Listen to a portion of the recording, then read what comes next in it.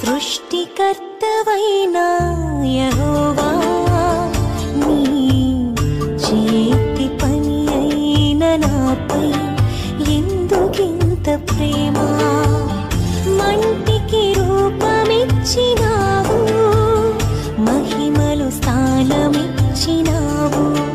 నాలో నిన్ను చూసావు, నీలో నన్ను దాచావు. నిస్వార్థమైన నీ ప్రేమ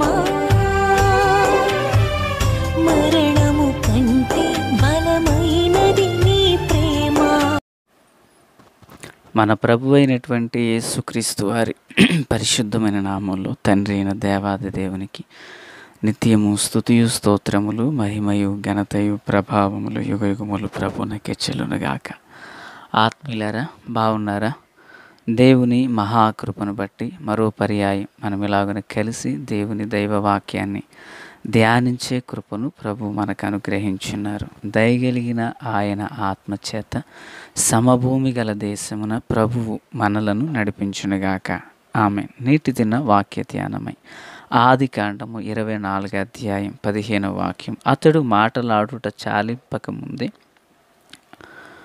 అబ్రహాము సహోదరుడైన నాహోరు భార్యయగు మిల్కా కుమారుడైన బెతుయేలుకు పుట్టిన రెబెకా కడవ భుజము మీద పెట్టుకుని వచ్చెను.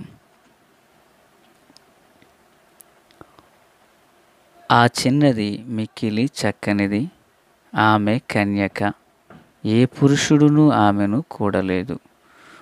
ప్రార్థన చేసుకుందాం. మహాపరిశుద్ధుడా, ప్రేమగల తండ్రి, కృపగల దేవా, స్తోత్రాలు. మీ దివ్యమైన కృప, కాపుదల, కనికరాలు రెట్టింపు చేసి మేలు చేత నింపమని, మీ దీవెనలతో మమ్మను కప్పమని, సియోనులో నుండి మీ హస్తాన్ని చాపమని, సజీవుడు, సర్వాధికారి, సర్వాంతర్యామి అయిన యేసయ్య మహోన్నతమైన నామంలోనికి ప్రార్థించిన మనవులన్నీ పొందియున్నామని నమ్ముచున్నాము మా పరమ తండ్రి. ఆమెన్. ఆత్మీయులారా, బాగున్నారా? నిన్నటి దినాన ఆమె చక్కనిది అనే విషయాలు మనము ధ్యానం చేసాం. అయితే ఈరోజు అతడు మాటలాడుట చాలింపక మునుపై 15వ వచనంలో నుంచి ధ్యానం చేయబోతున్నాం. ఇస్సాకు సంబంధం విషయమై ఎలియాజరు పంపించబడ్డాడు. ఆయన పంపించబడినప్పుడు ఊరి వెలుపల బావి యొద్ద తన ఒంటెలను మోకరింపచేశాడు. తాను మోకరింపచేసి ప్రార్థన చేస్తున్నాడు. చూడండి 12వ వచనంలో, నా యజమానుడగు అబ్రహాము దేవుడైన యెహోవా అంటూ ప్రారంభించాడు. అంటే 100% ఒంటెలను మోకరింప చేసిన ఎలియాజరు తాను ప్రార్థనకి ఏకీభవించి విజ్ఞాపన చేయడం మొదలుపెట్టాడు. ఇక తర్వాత మనము 15వ వచనానికి వస్తే, అతడు మాటలాడుట చాలింపక మునుపే అనుంది.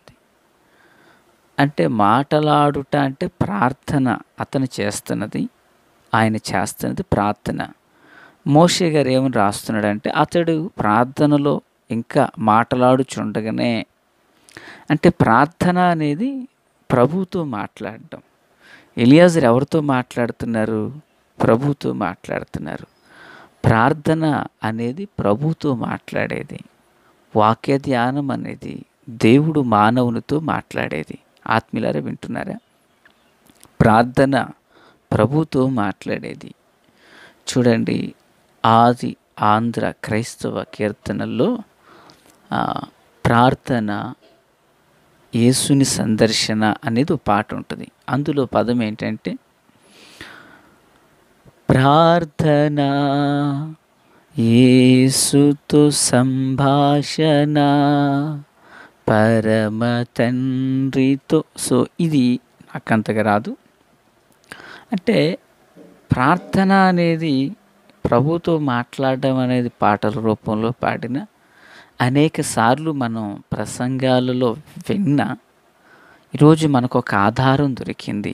ఏంటి ఆ ఆధారం అంటే, ప్రార్థన ప్రభువుతో మాట్లాడుచున్నటువంటి ఓ సంభాషణ. ఇప్పుడు ప్రభువుతో అతడు మాట్లాడుచుండగానే అతనికి జవాబు వచ్చింది. ఆత్మీయులారా, వింటున్నారా? ఈ మాటలు వినుచున్న మీ జీవితాల్లో, నా జీవితాల్లో ఎన్నోసార్లు మనం ప్రార్థన చేస్తూ వచ్చాం. లెక్కలేనన్ని సార్లు, బహుశా నా అంచనా ప్రకారం ప్రభువుని నమ్ముకున్న కాడి నుంచి భోజనం తిన్నదానికంటే ప్రార్థన చేసిన అనుభవాలు ఎక్కువ ఉంటాయి. అయితే అన్నింటికి ప్రార్థనలకు జవాబు వచ్చినదా అంటే, ప్రార్థన ఎందుకు చేస్తున్నావు? నీకేదో అవసరం, ఆరోగ్యం అవసరం, ప్రార్థన చేస్తావు. ప్రయాణంలో దేవుని కాపుదల అవసరం, ప్రార్థన చేస్తావు. ఆర్థిక సమస్యలు, ప్రార్థన చేస్తావు. బిడ్డ వివాహం తలపెట్టో, ప్రార్థన చేస్తావు. ఇల్లు కట్టుకుంటున్నావు, ప్రార్థన చేస్తావు. ఉద్యోగం కోసం ప్రార్థన చేస్తావు. వ్యాపారం కోసం ప్రార్థన చేస్తావు. సమస్యలు ఉన్నాయి, ప్రార్థన చేస్తావు.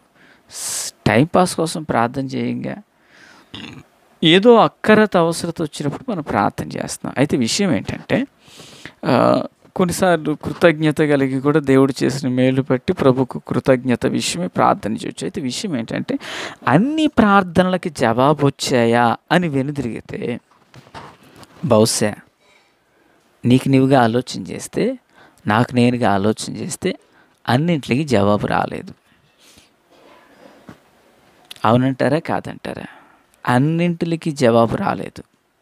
ఇంకా కొన్ని అడుగుతానే ఉంటున్నాం, జవాబు రాలా. సో అలా జవాబు రానప్పుడు మన ఆలోచన ఎలా ఉన్నాయి, మన తలంపులు ఎలా ఉన్నాయి?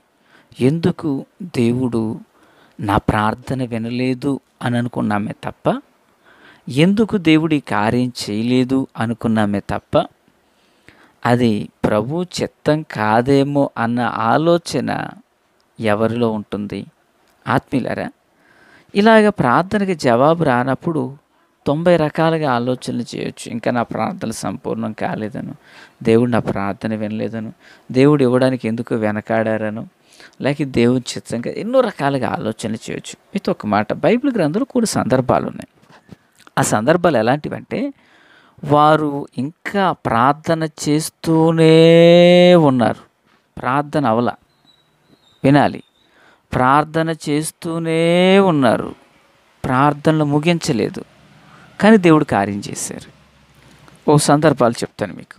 ఉదాహరణకి, ఇప్పుడు ఎలియాజరు ఇంకా ప్రార్థన చేస్తున్నాడు, ఆమె నన్లా కార్యం జరిగింది. ఆమె కడబట్టుకుని ఎదురొచ్చేసింది. వావ్, ఎంత గొప్ప ప్రార్థన! ఇలాంటి అనుభవాలు మనకుంటే ఎంత బాగుండు. ఇంకా నెక్స్ట్, చెరసాలలో పేతురు ఉన్నారు. సంఘం ఆల్ నైట్ ప్రేయర్, అత్యాశక్తితో సంఘం అంతా ప్రార్థన చేస్తున్నారు. అపోస్తుల కార్యగ్రంథం 12వ అధ్యాయంలో. వాళ్ళు ఇంకా ప్రార్థనలో ఉండగానే పేతురు వచ్చి తలుపు కొట్టారు. పేతురు స్వరం విన్నటువంటి రోజే వెళ్ళి పేతురు గారు వచ్చారు. పాస్టర్ గారు అంటే, పిచ్చిదాన ఆయన రావడం ఏంటంటారు వీళ్ళు. లేదు లేదు ఆయన వచ్చారని చెప్తే వాళ్ళు ఆశ్చర్యపడ్డారు. గమనించాలి, ప్రార్థన జరుగుతూనే ఉంది, కార్యం జరిగింది అక్కడ. ఇది 2. ఇలాగ మనం చూసినప్పుడు మన ప్రార్థనలు ప్రభు వింటున్నారా లేదా అనేది కొంచెం ఆలోచనలో పడవలసి వస్తుంది.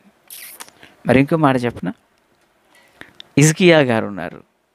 యెషయా ప్రవక్త గారు వచ్చి అయ్యా నువ్వు మరణం కాబోతున్న ఇల్లు చక్కపెట్టుకు అన్నారు.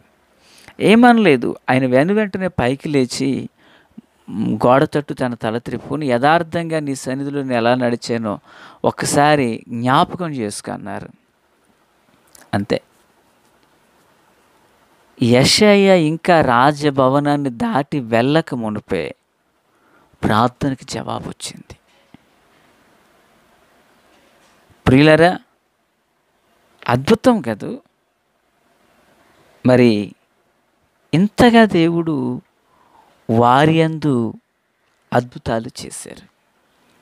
ఆత్మీయులారా, క్రీస్తునందు నాకు అత్యంత సన్నిహితులారా, ఈరోజు దేవుని పిల్లలుగా మన ఆత్మీయ జీవితంలో మన ప్రార్థనకి జవాబు రావాలి. ఎలా వస్తుంది జవాబు?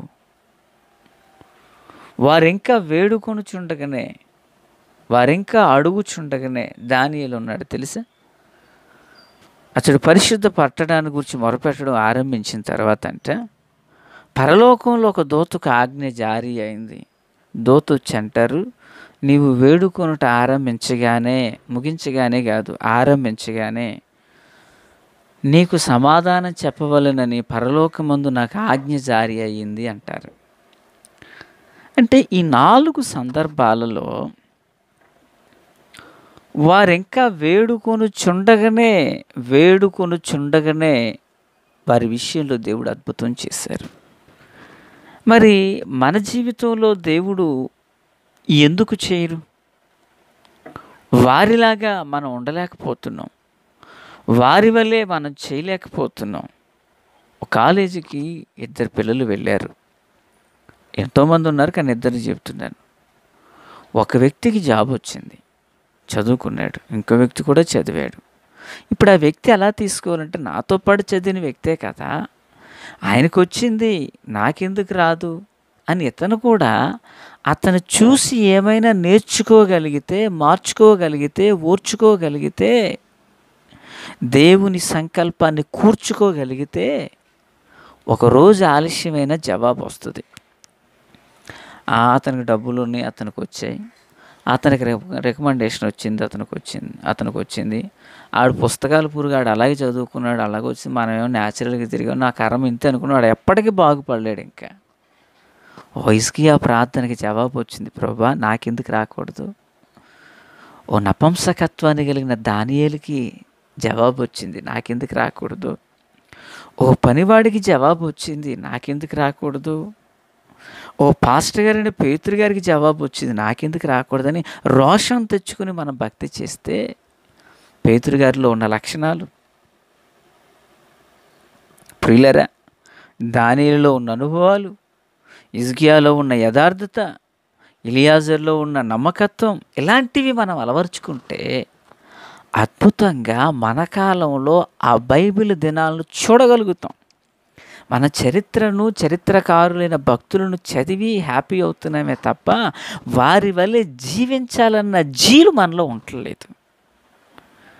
ఓ దానియేలు వల్లే నేను ఎందుకు ఉండకూడదు అంటే నపంసకుడు అవ్వమని కాదు దాని అర్థం. అంత భక్తిగా నేను ఎందుకు ఉండలేకపోతున్నాను? ఓ హిజ్కియా చూడు, అతడు యథార్థవంతుడు అంట.